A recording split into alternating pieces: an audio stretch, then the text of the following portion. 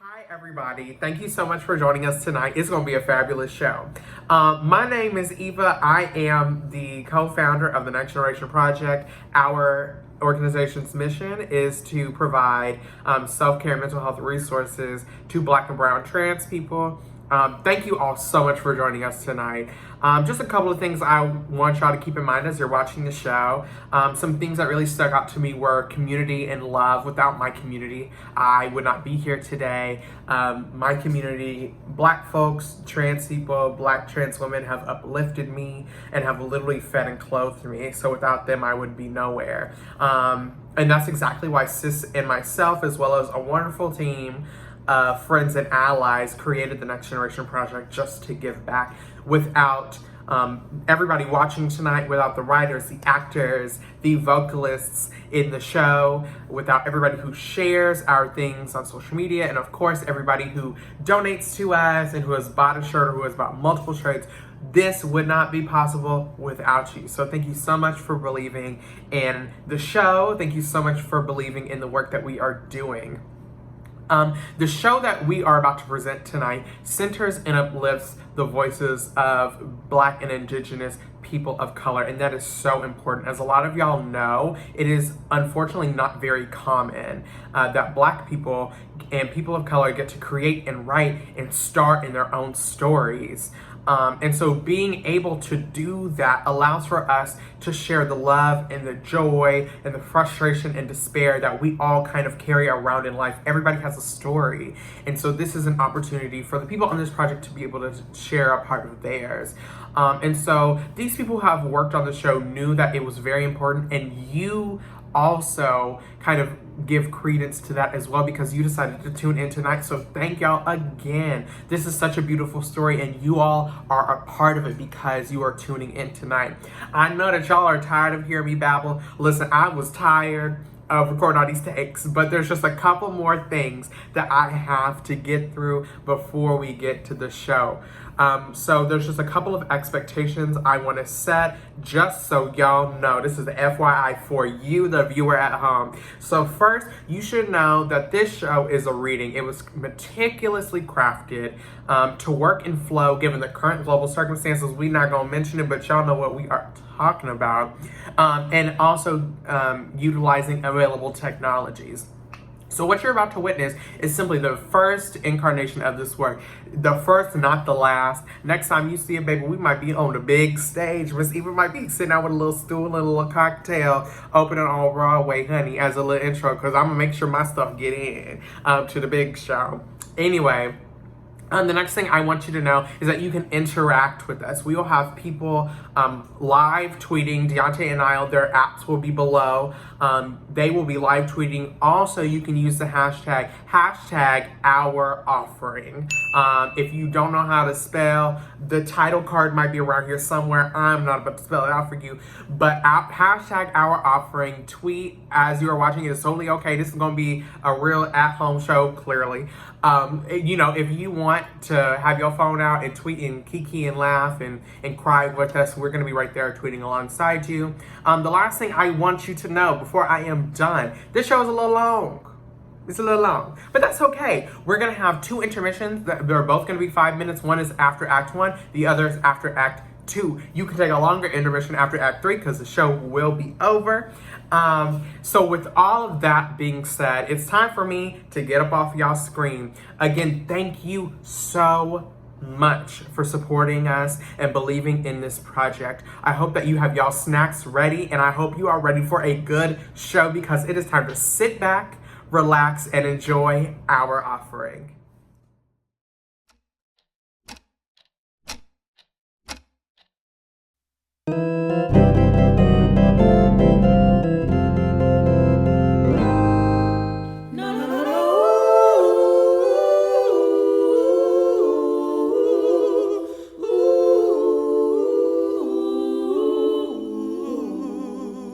It's a beautiful day in the neighborhood, a beautiful day for a neighborhood.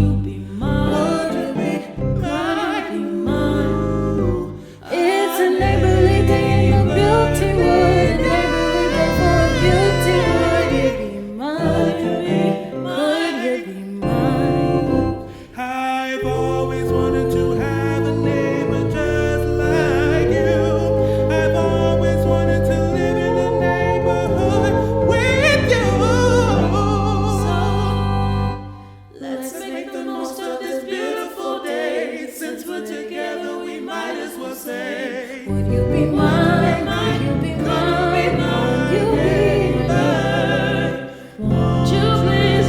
Won't you please? Please won't you be mine? Oh, it really is a beautiful day in the neighborhood, isn't it? The air is clean and the wind is breathing life into the trees, breathing life into the world, breathing life into me. Don't you feel it? You might not yet. That's okay. You will.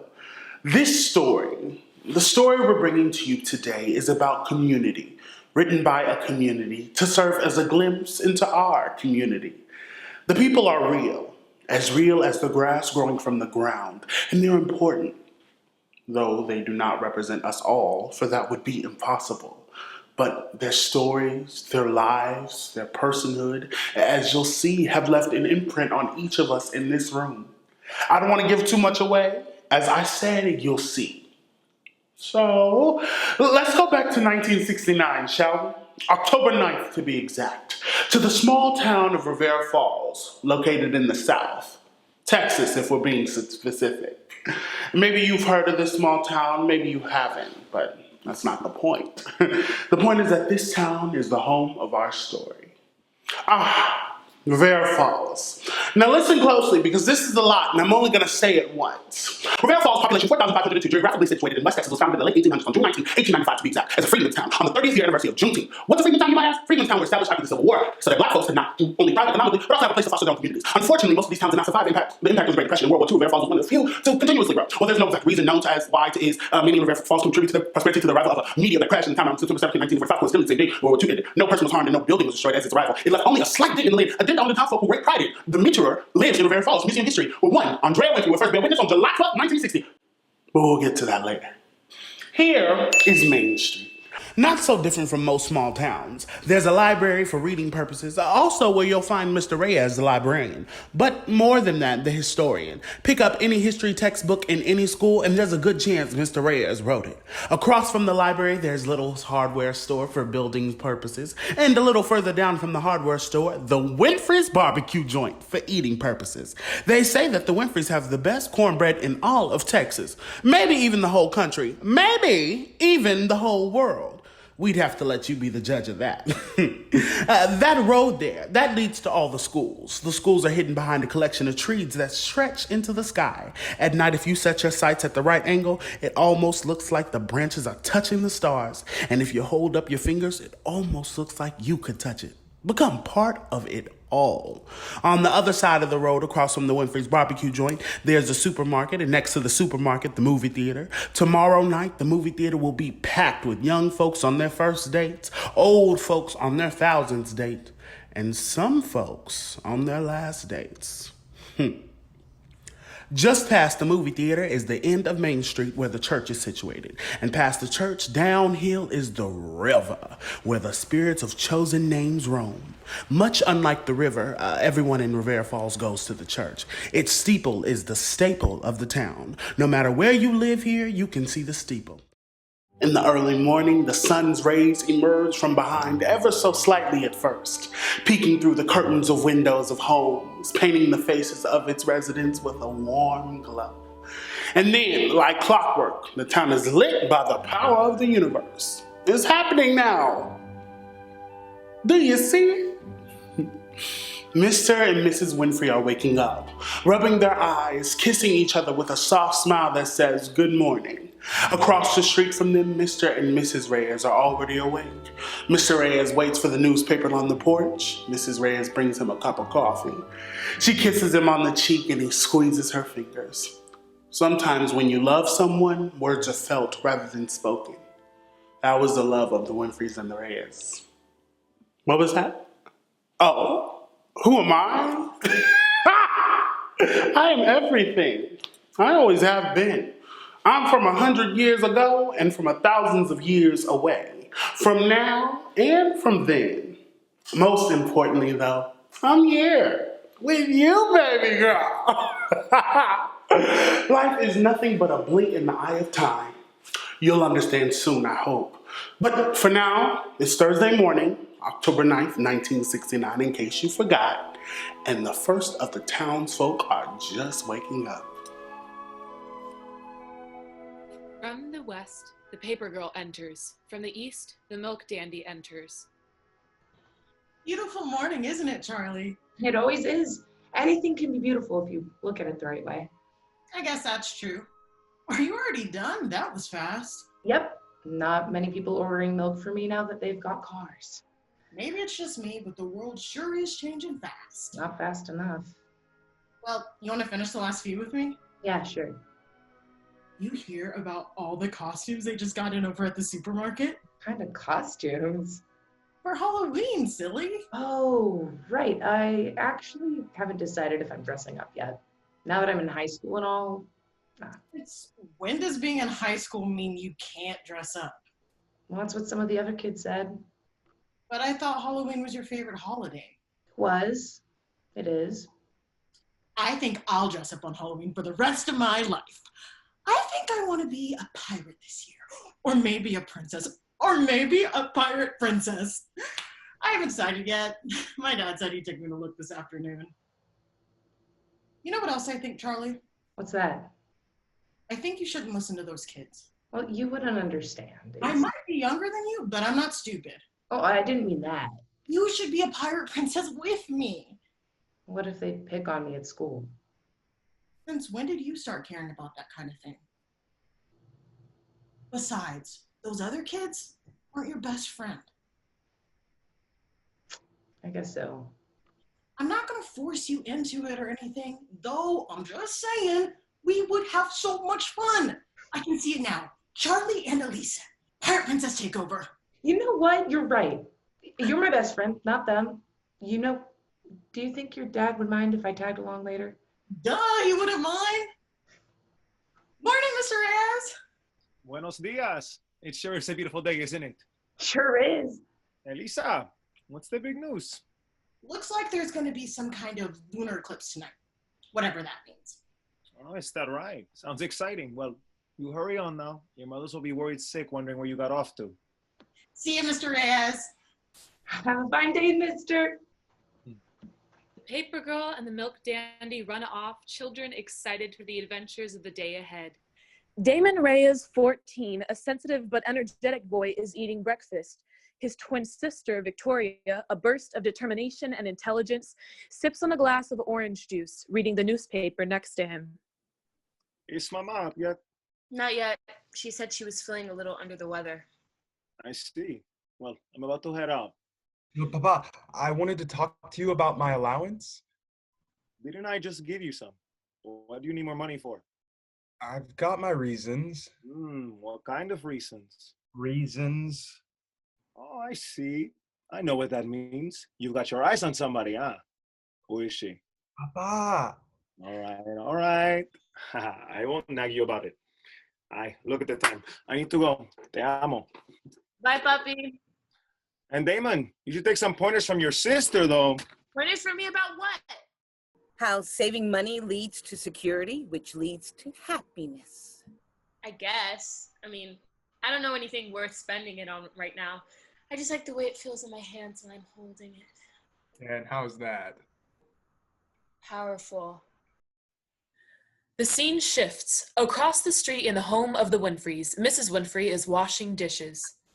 Andrea, John, up and Adam. Breakfast is ready, and I don't want to hear any complaining about it being cold. Mr. Winfrey enters. You hungry? Always. You're too good to us. Too good to me. Oh, is that so? How about you wash some dishes then? Give me that rag. Really? I know how to wash the dishes. You ain't got to look over my shoulder. What's gotten into you this morning? Am I not allowed to show my wife a little love by making life a little easier for her? Thank you. I appreciate it. Andrea, 14, enters the kitchen, followed closely behind by John, 10, with messy hair. My, look at y'all. Look at our kids, Lawrence. What, is it my dress? Getting prettier every day, that's all. Growing up so fast, too. Before we know it, you'll be heading off to college and leaving us behind. Don't get upset about it yet, Mama. It's 4 years away, and I gotta get in first. No doubt in my mind, you're going to the college of your choice, baby girl. John, come here. Your hair's a mess. You look like alfalfa. Don't argue with your mama, John. Sorry. You don't want to go to school having the kids call you alfalfa, do you? No, I guess not. You finish all your homework? Yep. Before y'all know it, I want to be just as smart as Andrea. Yeah, right. Mama, Daddy, the total lunar eclipse is tonight, and I know it's a school night, but is there any way I could stay up? Just see it for a few minutes. It's fine with me if it's fine with your mom. Please don't come around all the time, Mama. Who knows the next chance I'll get to see one, please. I'll even do chores for free for a week. A month. A year. All right. Really? Only for a few minutes. Thank you, thank you, thank you, thank you. I love you, I love you, I love you. I love you too. Now, y'all hurry on. You'll be late if you dawdle any longer. Damon, Victoria, Andrea, and John depart their respective houses. Damon's eyes meet Andrea's. A moment of connection that feels like eternity, like every moon, sun, and star aligning in perfect unison. A moment of bliss before inevitable impact. The scene shifts. Mrs. Winfrey steps out onto her porch, grabs a watering can, and begins watering the plants that grow around the edges. Morning, Jackie. Morning, Alice. Looks like you could use some help. Why, that's mighty kind of you, Jackie. You mind starting over on that side? You know, it's funny. Sometimes I think our children think we don't have eyes. Oh, yeah? Why is that? I think my Damon's got eyes for you, Andrea. No. Yes. What do you mean? Well, Damon's been nagging his daddy for an allowance for the past couple of weeks, and I've been trying to wrap my head around exactly what he could be wanting more money for. Now, we don't give him a ton, but we give him a decent amount, more than most boys his age probably get. But, this morning, I just happened to look out the window at the right moment, and those kids have caught eyes for each other, and there's no denying it. Well, I should have known this kind of thing would happen. Well, they sure are growing up fast, aren't they? I tell you, it feels like yesterday I was watching Damon take his first steps, and now he's fallen in love for the first time. I just worry for Andrea. I want her to be the best she can be. These kids, they're the lights of my life. I pray to God every night that I've raised them right, raised them to be good, I understand. That little Johnny, I never thought I'd be the mother to a white boy. But God sent him my way, and I'm doing the best I can. He's still young, though. I still have time with him. But Andrea, I blinked, and 14 years went by. The next time I blink, she'll be a woman. She's got so much on her plate already. I guarantee she knows more than anybody in that school. She's probably smarter than at least half the staff. In 4 years' time, with brains like that, she'll be giving Einstein a run for his money. She could be flying to the moon herself on a solo expedition. The whole world's gonna know my baby girl's name. She's gonna make something of herself, Jackie. I can feel it. I can just feel it. She can't have no boy getting in the way of that. I hear you, Alice. I really do, but you know as well as I do, you can't mess with destiny. Hey, ladies. Morning, Miss Christine. Y'all will never believe who I just saw at the post office. Who? Shannon. Shannon who? It can't be Shannon Spencer, can it? In the flesh. Mrs. Creighton said that she got back in town last week. My. How long has it been? I'll never forget when she dropped out and disappeared to God knows where. We were in the same class in high school, so that must have been I guess 11 years. Am I really that old? You don't look a day over 21. Oh, stop. I wonder why she came back. She was always going on and on about being a professional singer. Guess it didn't work out, but I could have told her that. Sure as the sun rises, they always come back, don't they? Well, I best be getting on my way. These chores ain't gonna do themselves. I'll see you ladies at choir practice. The lunchroom at school. The noisy chatter of adolescent conversations fills the cafeteria. Andreas is alone at a table eating a sandwich and studying. Damon enters carrying a saran-wrapped piece of chocolate cake. He puts it on the table next to her, bringing her out of her studies to look at him. Well, good afternoon, Miss Winfrey. Hey, Damon. What's this? It's just some cake. I had enough change to buy dessert today. Ooh. You want to share? I might have a couple bites. Well, what you working on? Oh, science homework. This new chapter is so boring. Biology's cool or whatever, but... Oh, that reminds me. Your solar system display that you had today was amazing. You aced that final project for sure. Thank you. It's been a while on it, so I appreciate that. You put so much detail into it. I felt like I was really looking into the Milky Way or something. If only I'd had more time. I'd planned on putting all the moons of each planet with other celestial bodies like comets and asteroids. I was even going to put a little miniature of the moon landing. Oh, that would have been neat. Yeah, but I ran out of time. You'd be surprised how long it takes to make a little solar system out of cotton, paint, and copper wire. Either way, I'm glad I could give y'all a glimpse of the stars. Hey, you really love all that stuff, huh? Hey, you're probably the only person I know who loves Miss Turner's class. What's not to love? Anatomy, weather, physics, and space. I mean, how can you not be obsessed with space right now? Can you imagine what they saw up there? What they felt, what it's like to be weightless, to be so close to the stars, to be able to see them, smell them, touch them. Don't you ever think about those things? What it's like to lose your burdens and inhibitions and just be able to float. Float into the far corners where nobody comes from and nobody goes. Float into the unknown. Oh, I think about that stuff a lot. It's interesting to me. Well, do you believe in aliens? No, Damon, don't be silly. Don't you think it's cool, though? Yeah, a little, I guess. Ah, yes. I forgot. You're a writer. That's me. Just like your daddy. A little. I'd rather be a poet than a historian, though. Oh, you never told me that. I love poetry. Who's your favorite? Oh, there's too many to name. Langston Hughes, Elaine Brown, Gil Scott-Heron. Ah, so he's a revolutionary, is he? I just like the way the words sound. The way people talk, the way they pass down their stories. Well, Damon, I can't wait to hear your stories. You have to show me one of your poems sometime.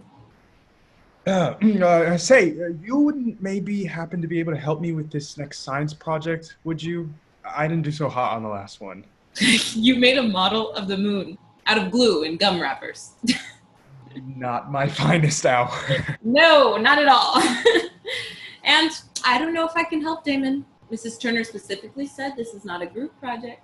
I know. I was just thinking, maybe you wouldn't have to do anything. Maybe we could just sit on our lawns and you could tell me when I'm messing up from across the way. Oh, what do you say? I think it's a great idea, since you're so good at biology. You could show me a couple pointers? A few pointers, huh? Just a few. You're real slick with words, Damon Reyes. Think you'll turn out to be a mighty fine writer after all. Just give me a shout when you're ready to get some of those pointers. She exits, leaving Damon, cake on his nose, watching her disappear into the distance.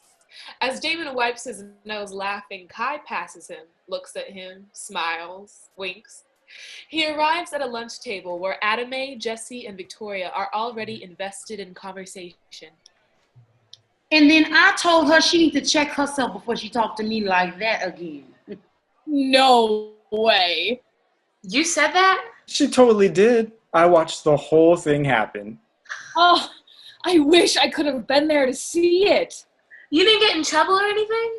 No. Well, at least not yet, but my mama told me that she was gonna be on my side no matter what. And she also told me that God was on my side too, so. And we've always got your back. Oh, are y'all still coming to my place this weekend? Wait, I thought we were doing it at my house this weekend. Oh. I thought it would just be better to do it at my place. Why? Just because. Because why? Because y'all got all them scary stuffs all over your house, and that's why. Hey. What? How many times do I have to tell you it's not scary? It's for Dia de los Muertos. I don't care what it's for. It's scary to me. I don't play with no ghosts. It's not ghosts. It's spirits. And it's actually really personal. It's part of who he is, May. I can't help that it creeps me out. Well, what's so scary about it? All those skeletons and skulls all over the place, all over the house. It just don't sit right with me.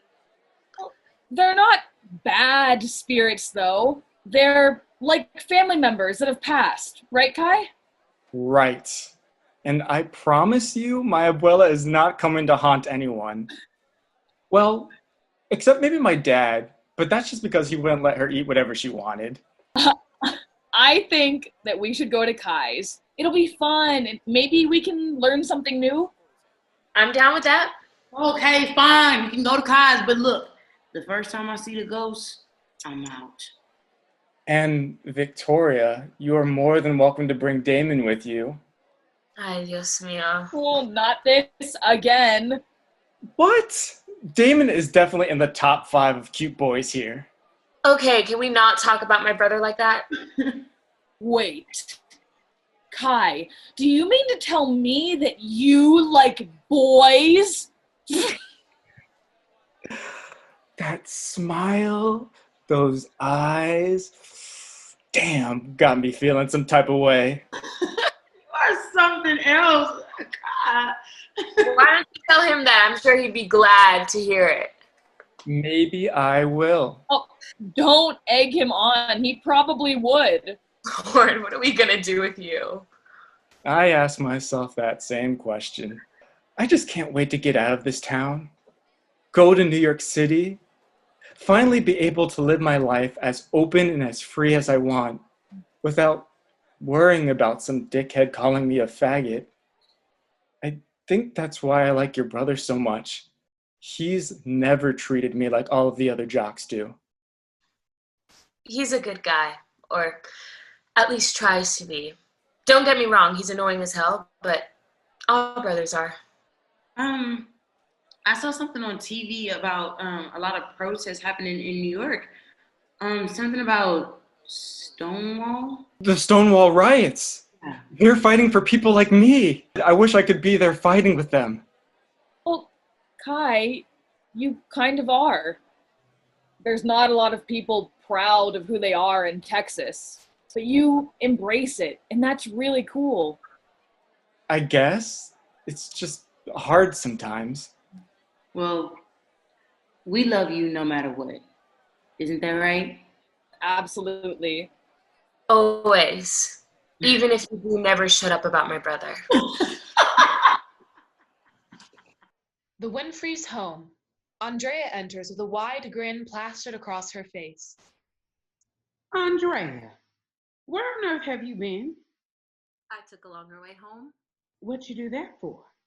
Well, it's a nice day. The sun feels good.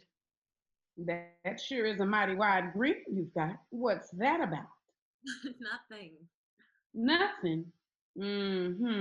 Well, get over here and let me fix your hair. What time is it? I can't be late for choir practice again. Andrea goes to get her hair basket, returns to Mrs. Winfrey. Everyone loved my project. I could have told you that. Matter of fact, I believe I did. Several times, actually. Yeah, but you're my mama. You have to say that kind of thing. Says who? You know what I mean.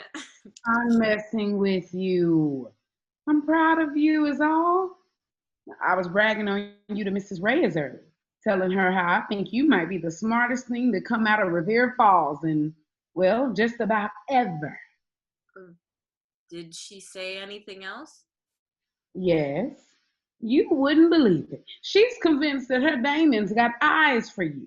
Well, I let her know right quick that she better reel him back in. Can't have no boys getting in the way of my girl getting her studies. No, no, no. Yeah. Can I ask you a question? Always, baby. Do you really think I'm gonna make it out of here? Like, be successful and all? Baby, there's no doubt in my mind. And you want to know why? Because yes, you're smart, but you've also got determination. You've got drive. You've got a clear head, and you don't let anything or anyone get in the way of what you want.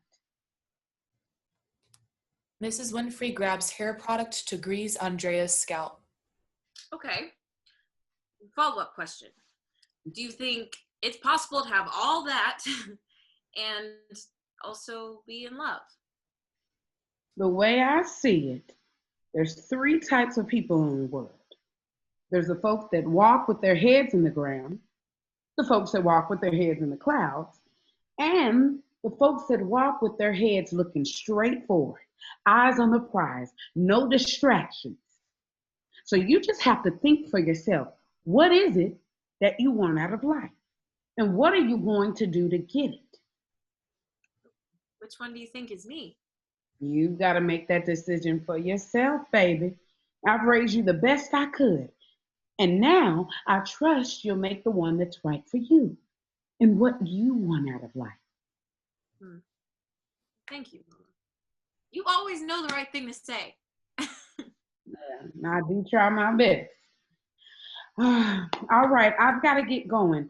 There's food from the restaurant on the stove. I know y'all are probably tired of it, but I didn't have time to cook anything. And Mama, it's fine. I promise. I love you. Love you too. I'm not sure when your daddy will be home, so just warm up enough for you and your brother. The other kids are picking on him again, and he doesn't talk to me like he does to you. I don't know what to do. Will you talk to him for me? Of course. What would I do without you? Mrs. Winfrey grabs her shawl off the coat rack for choir practice and leaves. Andrea walks over to a mirror, looks at herself. She touches her face and smiles. Evening, the church. Mrs. Merriweather, Mrs. Christine, Nia, Shannon, Mrs. Winfrey, and Mrs. Reyes sit next to one another. Look at my baby. Isn't she just precious?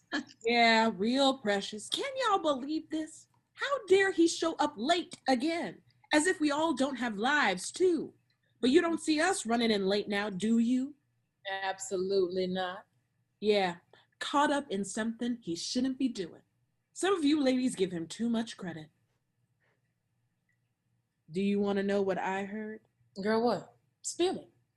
That mission trip he took time off to attend back in August? Apparently, there's nothing about it in the church's annual budget. Ooh, what does that mean? It means I don't think he went on a mission trip at all. No. What you suppose he got off to then? Hold your horses, I'm getting to it. That was the same weekend as Woodstock. Woodstock? Surely you don't think he went to Woodstock. Where did you hear all this? Miss Hubbard asked him about the trip, and he hardly had anything to say about it. Now, who doesn't have anything to say about a mission trip?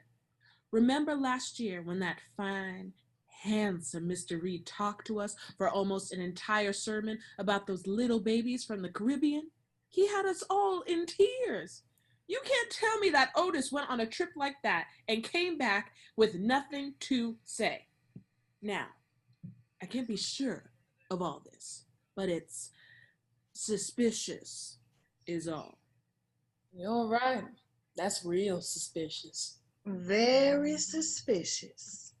And if he finally shows up, make sure y'all get a good whiff of him before we leave. He reeks of it. Reeks of what? I won't say it. We're in a sacred place. Let's just say he reeks of disrespect, a blatant disrespect for us and for God. Ain't that the truth? Otis walks into the church calm and collected. Speaking of the devil. Sorry I'm late, y'all. Mrs. Merriweather, you got something to share with everyone? Oh, no, Otis, I'm just clearing my throat. I'm getting over a cold. How are you doing? I'm doing good. And yourself? Fine. Just fine. That's lovely to hear, Mrs. Merriweather. Maybe now that that cold's out of the way, we can finally hear something good coming out of your mouth. Shall we start? Who does he think he is? I ain't worried about it. He gonna be the one to answer to the man upstairs. Mrs. Christine, now that Miss Spencer here is back in town, y'all gonna have to audition for the solo. Excuse me? Did I stutter? I'm just making sure I heard you right. You said audition? Yes. Is that a problem? No, not a problem at all. In fact, I'm happy to do it. If it's a big deal, Otis, I don't mind sitting this one out. No, Shannon, you got a voice on you. Let's see you put it to use. You sure that's all right with you, Miss Christine? Of course it's all right. No competition never stopped me from winning in the past, especially against a white girl. The choir proceeds to perform Wade in the Water. Wade in the water, wade in the water, children, wade in the water. God's gonna trouble the water. Did mother deliver? Did you well? Did you well? Oh, did you well? Did mother deliver? Did you well? Why not everyone else? Did my Lord deliver? Daniel well? Daniel well? Daniel well? Did my Lord deliver? Daniel well? Then why not every man? Wade in the water, wade in the water, children, wade in the water. God's gonna trouble the water. Well, that was a battle if I've ever seen one. That Miss Spencer might be the one to finally give Mrs. Christine a run for her money. Great job, ladies. That was great. We still got some work to do, but I'm impressed. Mrs. Christine, I'm going to give you the solo this time around. Thank you, Otis. Maybe next time, Miss Spencer. Yeah, maybe next time. You better watch out. She's got a voice on her and she ain't afraid to use it. Thank you, Otis. Don't thank me. Thank the good Lord that gave you those pipes. Now, I ain't never heard a white girl sing like that before. That's mighty kind of you. I appreciate it. I don't know what he's talking about. She wasn't that good. Oh, I know. I ain't letting it get to me. All right, Christine, we ain't through yet. I'd appreciate if you didn't talk to me like that, Otis. But I'd appreciate if you stopped jabbering with Mrs. Merriweather. We got work to do. Wade in the water, wade in the water, children, wade. Evening, the porch. Mr. Reyes sits on the porch, a wine glass in hand. Mr. Winfrey appears carrying a basket covered in cloth. Afternoon, Mr. Reyes. Mr. Winfrey, how can I help you today? Just bringing over some lavender biscuits for your family.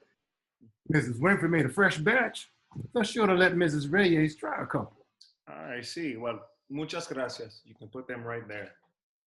Appreciate it. You know, Manuel, I don't mind this little thing where we pretend like we have something other reason to meet up besides drinking and kicking off our shoes.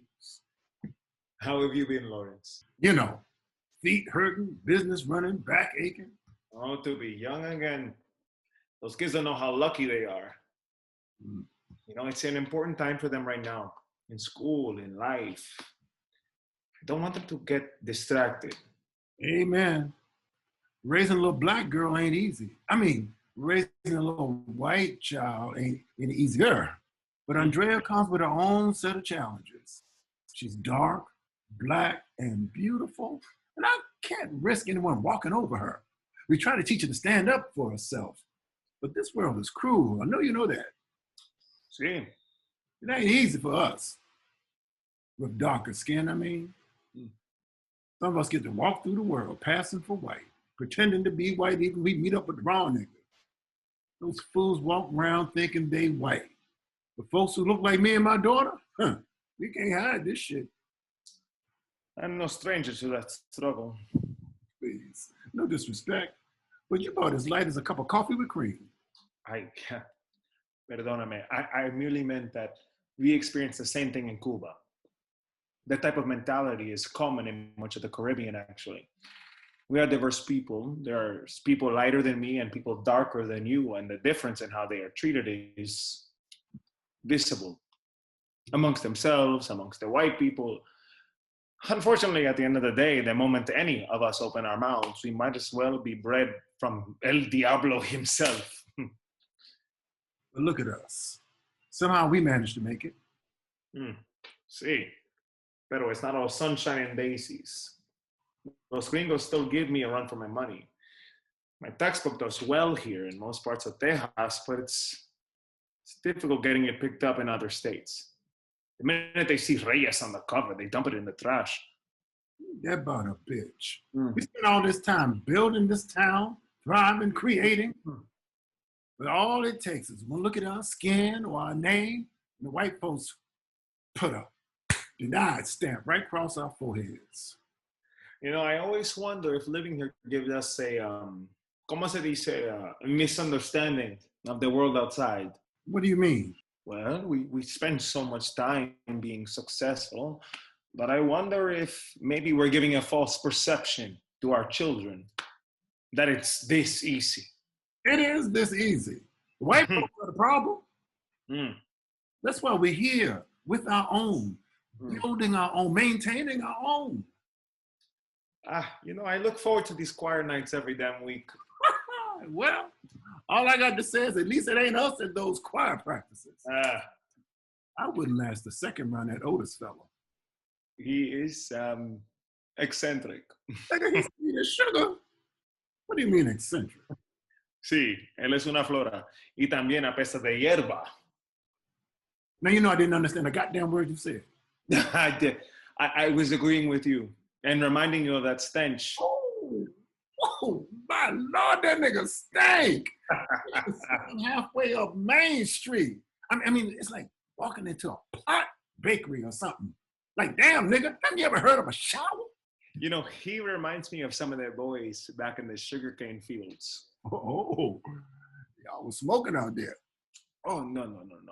I meant his, you know, it was a field full of men. Someone was bound to be. But after a while, you become friends. You spend so many hours a day chopping sugarcane, sweating, being bitten by bugs, cracking jokes. You get close. You start to pick up on things that maybe you wouldn't if you weren't that close. You start to notice, hear things. Maybe a look here, a whisper there. And either you choose to accept it or you ignore it. You saying some of those niggas working the field was sweet? I'm saying probably. I chose to ignore it or to just turn my head. We're all out there working, doing our jobs. It's none of my business what other people do in their beds, comprende? I'm in charge of mi casa y mi casa sola, no one else. And I understand it's more than that, but I respect any person who provides for their family. If someone's doing that, I don't care about anything else. What if one of your kids came to you saying they were like that? Well, then I'd cross that bridge when I got there. But for now, I'm just focused on getting them una educación. I guess. Y'all still at it? Constable Pruitt appears. Well, this is about damn time. You're late, Pruitt. You know we start at 5. My apologies, fellas. I had to break up a fight between a couple kids at this Texas heat getting to them. You're too harsh on those kids. Really? You act like you never did none of that when you were a kid. Just doing my job, fellas. Yeah, well, we ain't ever like the cops back in the day, and y'all still don't like us now. I can't imagine much has changed with the new generation. Yeah, well, it's not my job to change with the kids. I'm just following the laws. And if you mad at anyone, be mad at them white folks who wrote themselves into power. Sure, but you the one that took up the badge, ain't you? I guess it's a matter of perspective. Beer, Pruitt. No thanks, I'm good. What y'all yapping about tonight? Just kids, schooling. Oh, no, get this. According to my wife, Damon Reyes has a thing for my Andrea. What? Now, ain't that something? Hey, y'all better be careful before y'all end up in-laws. Hold your horses, Pruitt. I'm just saying, maybe you should talk to them. Like, let them know what's smart. I'm the one out here making sure these niggas know right from wrong, trying to keep them on the straight and narrow, making sure the world don't get to them like it want to. I'm just trying to be like the good Reverend Dr. King. Y'all know I march with him down on Selma. Pruitt, I'm gonna beat your ass. Nigga, you know you ain't walking no damn Selma. The only place you could walk into was the donut shop. All right. Damon enters, coming around the side of the house. He's returning from basketball practice. Speaking of. Damon, ¿cómo te fue la práctica? Bueno. Solo bueno. Sí. Ay, lo que sea. Speak to your elders before you go in. How you doing, Mr. Winfrey? Constable Pruitt. How was practice, Damon? Hitting those glebs good? Yes, sir. Good to see you, Damon. You too, Constable. Entra y estudia.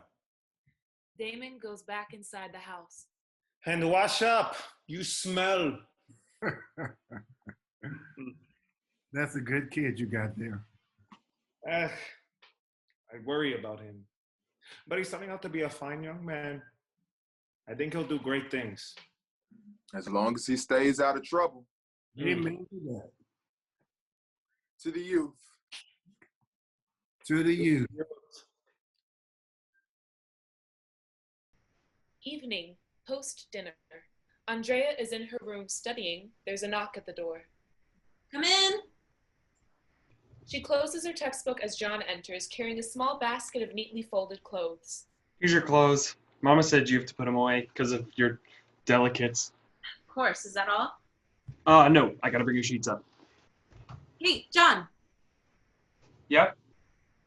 come here.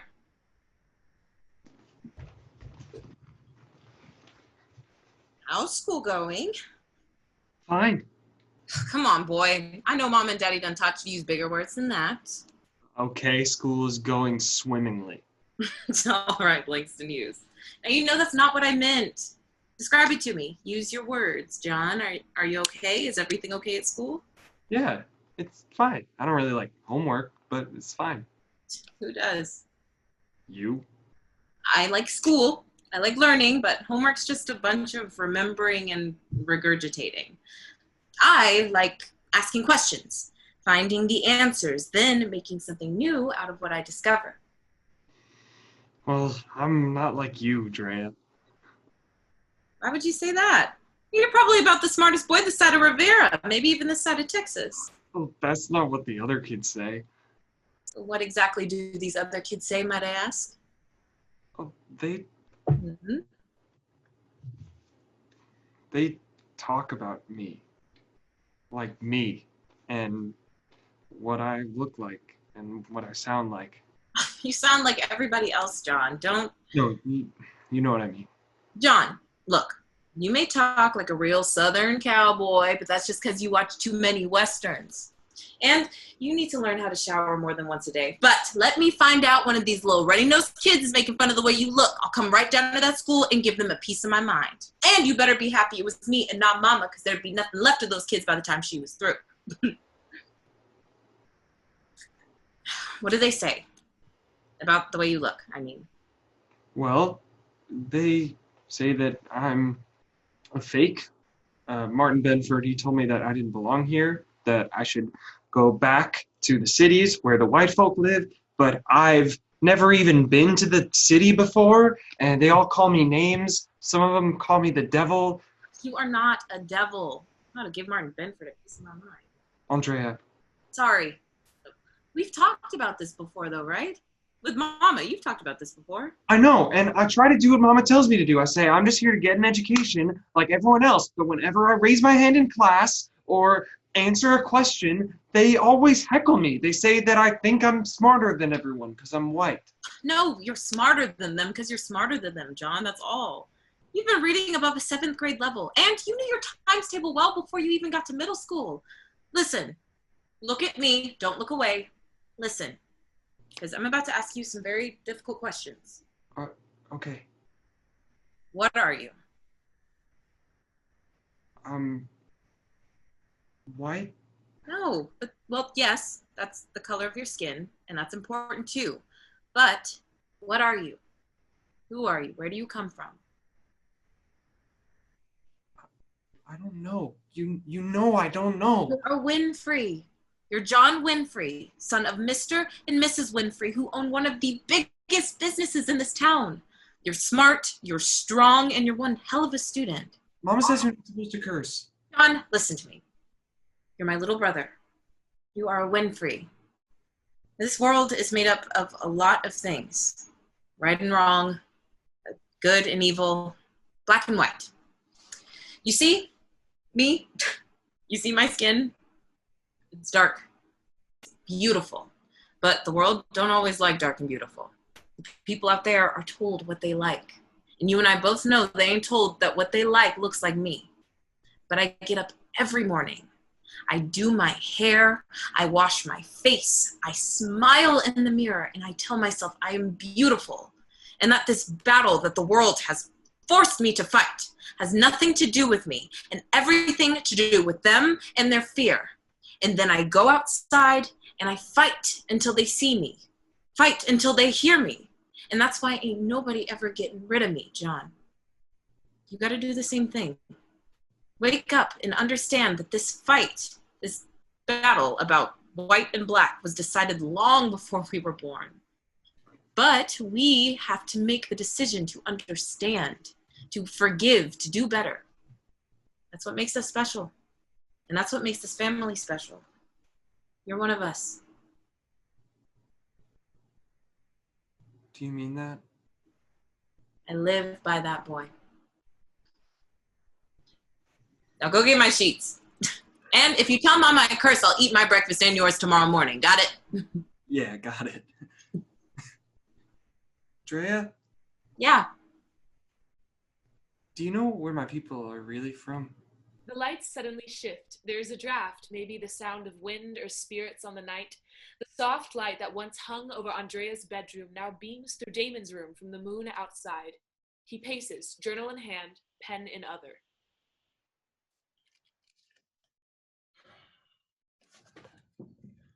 Sweet loving like fresh coffee, the ties that bind us like old roots. Eavesdropping sun through silk curtains and happy tears on unread books. Drops of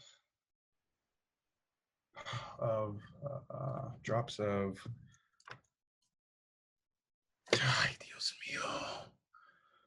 What are you doing? Oh, Vicky. Oh, Mocosa, what are you doing in my room? You left the door open. And haven't you ever heard of privacy? I had a question. What question? What were you doing just now? I asked first. Mentiroso. I asked you first. You're walking around saying all those fluffy words. Well, and how much did you hear? Sweet loving like fresh. Okay. I was writing a poem. For Andrea? For fun.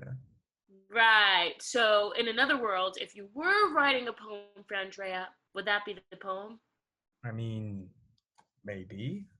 Okay, primero, gross. Segundo, the word you're probably looking for is drops of honey. If you're talking about Andrea, that's what makes most sense.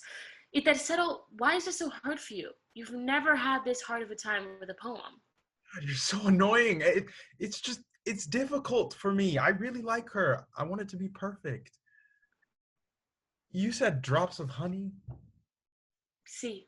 Ay, eres tan romántico. So what is it you want?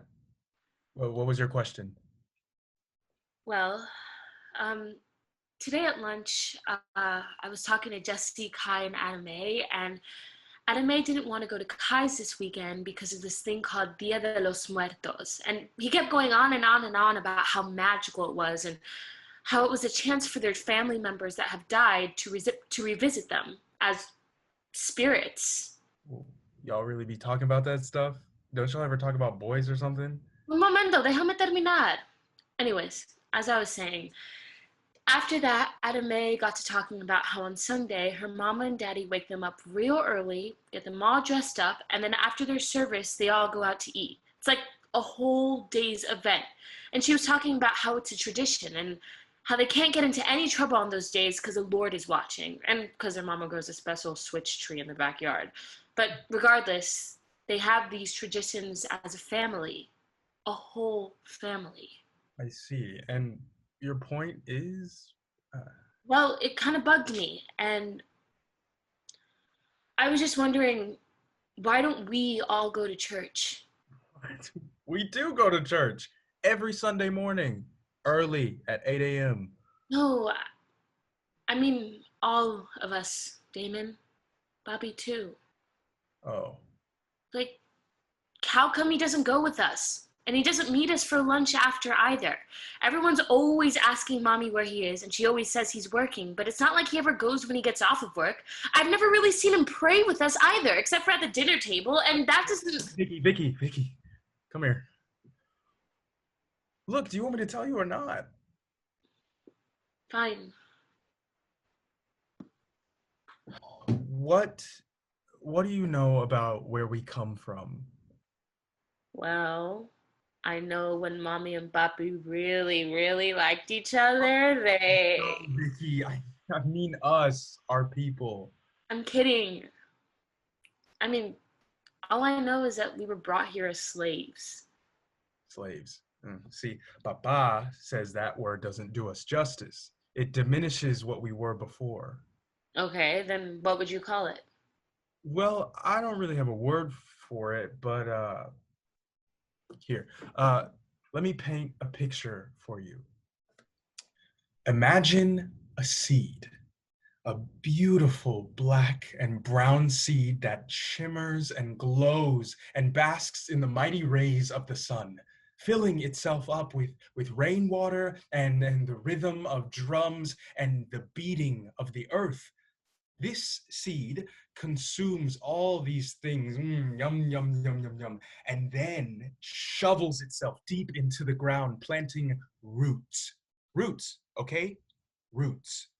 And these roots grow. They stretch and they twist and turn and deepen themselves into the earth until there are civilizations across the world, in islands, in jungles, deserts, kingdoms that pulsate with treasure and knowledge and power. Power. And these roots, they grow upward, becoming a tree. A thick, sturdy, unbreakable tree with branches that pierce the fluffy clouds and bathe in the blistering heat of the sun. Each branch is covered from point to point with blooming, luscious leaves, rippling in the wind and piercing the sky with their vibrant green youth. For years, ages, eons. And then one day, something comes, or rather someone comes. And that someone is hate. And hate has eyes, hate has hands, hate has feet, and arms, and chains, and whips, and boats. And hate decides that this tree is too big, too bright, too strong. Hate decides that this tree's strength, this tree's power would be better off used somewhere else. Hate wants to take that power for its own devices. And so hate chops down the tree, well, just the branches though. And it takes those branches, it stacks them one on top of another, and it puts them on a boat and sails them across the deep, bloody sea to a great new life, to here. And it leaves the roots behind to try again another day. Wow. That's us, Vicky. We are the tree. We are the branches, stuck far away from our roots, trying to grow, trying to find that power again. You know a lot about that, hermano. They don't teach us that in school. I just listen to Papa. How come he doesn't tell me any of that? I mean, have you asked? Is that story why Papi doesn't come to church? Well, you know, he doesn't go to church because he's trying to get back to his roots. When he's not with us, he's studying, reading, learning. He's listening to the spirits the same way I listen to him. Spirits? See, our, what was the word he used? Our ghosts? Yeah, ancestors. He talks to our ancestors. Damon and Andrea's rooms are both illuminated now. The image of two pairs of siblings is mirrored for the audience. Ancestors? What does that mean? They're the ones who came before us. I don't know where my people came from. I don't know who they were, what they are. We are your people, John. Just because the color of your skin is different doesn't mean you aren't our family. So, like, abuelo and abuela? Yeah, exactly. My grandma is your grandma. My grandpa is your grandpa. But I know I wasn't born into this family. I know I didn't come from Mama. It doesn't matter where you came from, John. It matters what you do with your life, how you move forward to make something of yourself. You're Winfrey through and through. Don't ever let anybody tell you different. Don't ever let nobody get in your way. Not anyone, ever. So, why do we talk to them? Can they really hear us if they're dead? Well, that's why we pray.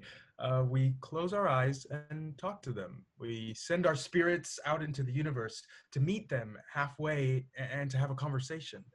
You have to trust us. Trust that we love you. Trust that you're one of us. Why? Why? Because we need each other. Because we need each other. They need us to remember them, and we need them to teach us how to be ourselves, how to grow from our old roots and plant new roots for the future. We needed you, John. You brought our family together, opened our minds, opened our thoughts, just like you needed us. If you really think our mama was gonna leave an annoying little infant on the doorstep, black, white, or brown? She ruffles his hair. The moon shines.